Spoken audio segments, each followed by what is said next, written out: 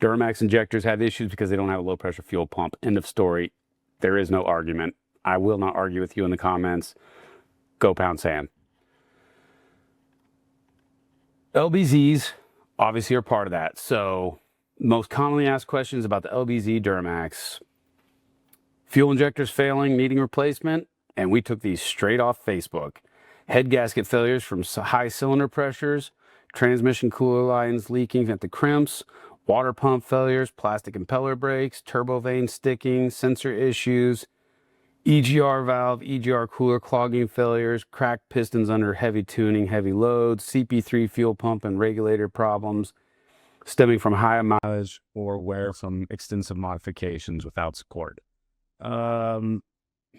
Yeah, fuel injectors failing, we already covered that. Head gasket failures, they happen. It's not super common. It's not like 6-liter common or 6.7 common's common.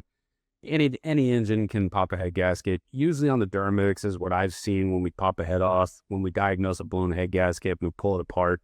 The head gaskets are physically rotten, like they're eaten up, like electrolysis issues.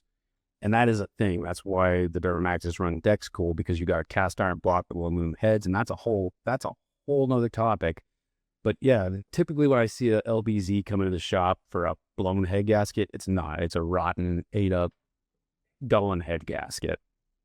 For whatever reason, it's typically on the driver's side, and you can see it. The exhaust manifold will be all white when you pull it into the shop, and you get it tore down, and you see coolant's been dripping on it.